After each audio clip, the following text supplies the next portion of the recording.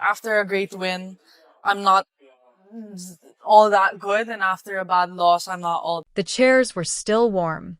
Section after section across the Hard Rock Stadium courts, the same seats that just days earlier had been draped in Philippine flags, filled with fans who had flown thousands of miles and had absolutely no intention of being quiet about it, now sat completely unclaimed in the Florida afternoon.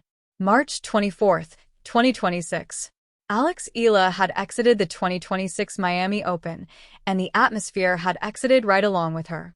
What she posted within 48 hours of that defeat, a 6-0, 6-2 loss, turned the result into the most clarifying proof of the Eala effect yet. 3 days before those chairs sat empty, this tournament looked entirely different. Is Alex Eala already the biggest crowd draw in women's tennis right now? Or will the effect shift once she carries the expectations of a favorite rather than an underdog? Drop your prediction in the comments. Eala arrived in Miami as the defending semifinalist, a seeded player carrying genuine expectations and a record at this specific tournament that the draw itself respected. She moved through her first 2 rounds with controlled authority. A win over Laura Siegemund, then a 6-3, 7-6 dismissal of Magdalena. Both matches unfolded inside an atmosphere that was, in visual and audio terms, unmistakably different from anything happening on the courts around them. The stands during her sessions did not feel like neutral ground. They felt like somewhere specific. Then came the round of 16. Then came Karolina Muchova. The scoreline read 6-0, 6-2. Muchova was clinical. Eala could not find her footing, and a Miami run that had carried genuine momentum ended on a Tuesday afternoon. The tournament moved forward. The next round was scheduled, sessions filled the calendar, and that is when the commentary began. Fans who had been inside those stands, who had tracked the energy of every Eala match since the opening round, started documenting what they observed in the aftermath of her exit. More empty seats. Quieter grounds. A measurable drop in the atmosphere that had defined the entire opening week. Cebu Daily News and Filipino fan accounts across X and Facebook named it plainly. Something had departed when she departed. No official statement from the Miami Open or the WTA addressed attendance figures. None was required. The footage, the stark before and after visual contrast, and the commentary spreading across multiple platforms stood entirely on their own, without any need for institutional confirmation. What gave this observation its real weight was the fact that it was not a first. 3 weeks earlier at Indian Wells, the exact same sequence had played out with the same precision. Eala in the draw, crowds building to a distinct and unmistakable energy. Eala eliminated, grounds thinning, with fan coverage and YouTube documentation noting reportedly nearly 58,000 fans absent from subsequent sessions following her knockout. The headlines existed. The footage existed. The reaction existed. Miami had not invented the Eala effect. Miami had confirmed it was not going away. Her 6-3, 7-6 win over Magda Lynette was a composed 2-set performance against a player with years of Grand Slam results behind her name. The result itself was clean, but the result was almost secondary to everything surrounding it. Stands operating at a volume and density that had no business existing at that stage of a hard court draw. The flags were visible from the broadcast feed. The noise carried across adjacent courts. Social media clips began circulating within hours of the final point. Tuesday's match concluded. The grounds on Saturday told an entirely different story, one documented by the fans who stayed and the outlets that were paying close attention. The pattern running from Indian Wells through Miami now compresses into an unmistakable sequence. Indian Wells 2026, Eala on court, stands packed, Filipino presence loud and thoroughly documented. Eala eliminated, fan coverage floods in immediately. YouTube headline language, 58,000 fans gone. Atmosphere confirmed thinned. Miami 2026, Round 2, Siegemund match, full stands. Miami 2026, Round 32, Lynette match, 6-3, 7-6. Same density, same noise. Miami 2026, Round of 16, Muchova, 6-0, 6-2 loss. Following sessions visibly thinner across the grounds. 2 premier American hard court events. 45 days apart. Same departure, same documented aftermath. The Eala effect is not a claim built on a single data point. It is a repeating sequence, with two major tournaments serving as its evidence base. Consider the position of a tournament operations team watching session energy shift the very moment a specific player exits the draw. You review the footage. You track the grounds through the afternoon. You read fan commentary arriving across 3 or 4 languages simultaneously, and you reach the same conclusion the fans inside those stands had already reached within hours of her exit. One player had been generating a disproportionate share of the atmosphere, and her absence was immediate, visible, and independently documented. The supporters who arrived at that conclusion before any operations team had compiled it deserved to have what they built named directly.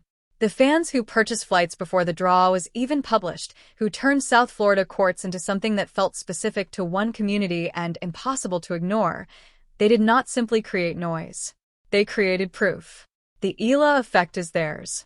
They constructed it match by match, section by section.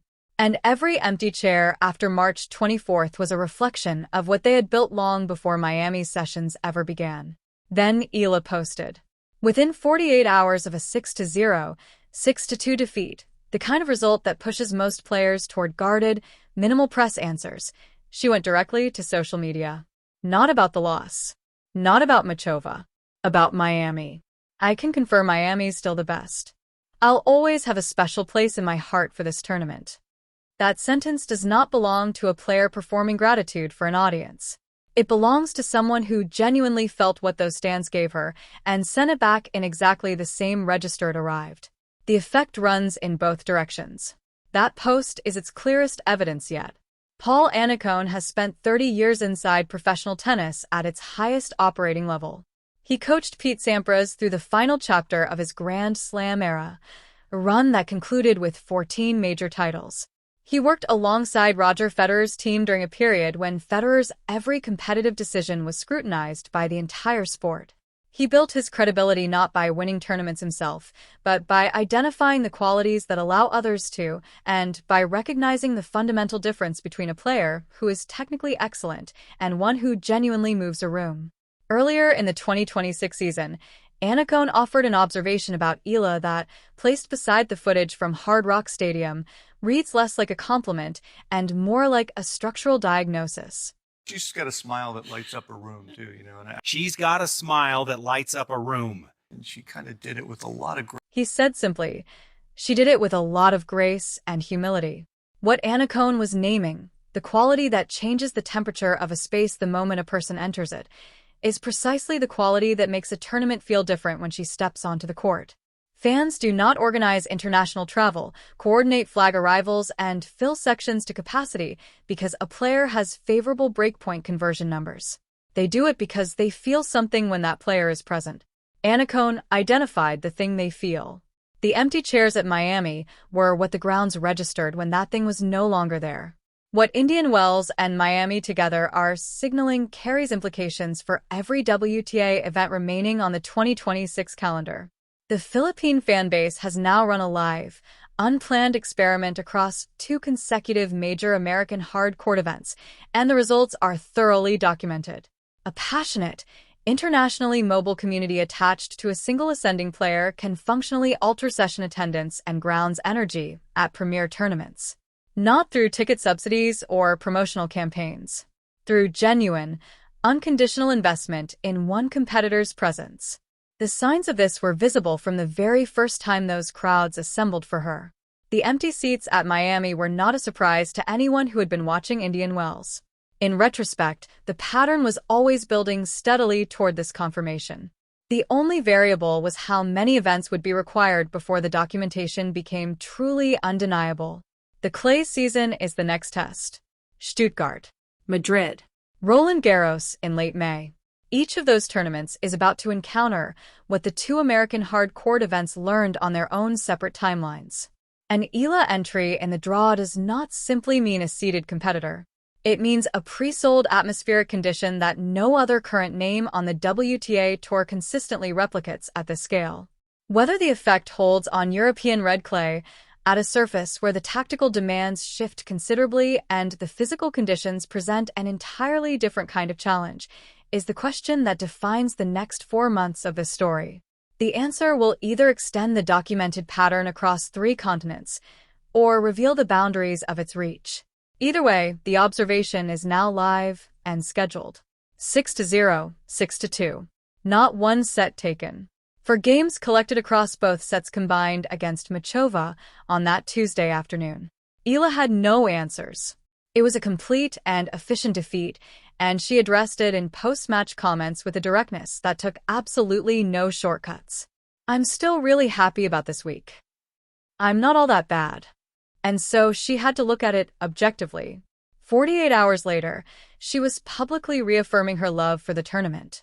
The scoreline was real. So was everything that followed it. The packed stands for the Lynette match. The flags draped across the railings. The documented before and after shift in grounds energy after March 24th. The identical sequence at Indian Wells, 45 days earlier, same tournament infrastructure, same outcome.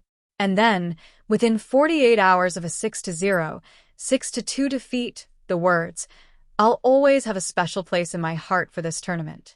That sequence does not describe a player who happened to win some matches. It describes a force that 2 premier tournaments encountered without fully anticipating and documented just as powerfully by absence as by presence. The Eala Effect is confirmed, not by a press release, not by an official attendance report, by the footage, the fan commentary, the Cebu Daily News coverage, the YouTube documentation, and a social media post written by a player to a city that sent her home with love instead of silence. The fans who packed those Florida courts, before any ranking justified the energy they brought, were not early. They were correct. The empty chairs proved exactly what they had always understood about what she means inside a stadium. Is Alex Eala already the biggest crowd draw in women's tennis right now? Or will the effect shift once she carries the expectations of a favorite rather than an underdog? Drop your Roland Garros prediction in the comments. This channel covers the WTA and Alex Eala stories that the wider tennis press observes but rarely examines at this depth. The Eala Effect was documented in those stands long before it ever appeared in the coverage. And if you believe stories like this one deserve the space and the scrutiny they have genuinely earned, subscribing is how you ensure they keep getting told. Stuttgart is coming. Madrid is coming. Roland Garros is coming. The next chapter of the story is already scheduled. Be in the room when it happens.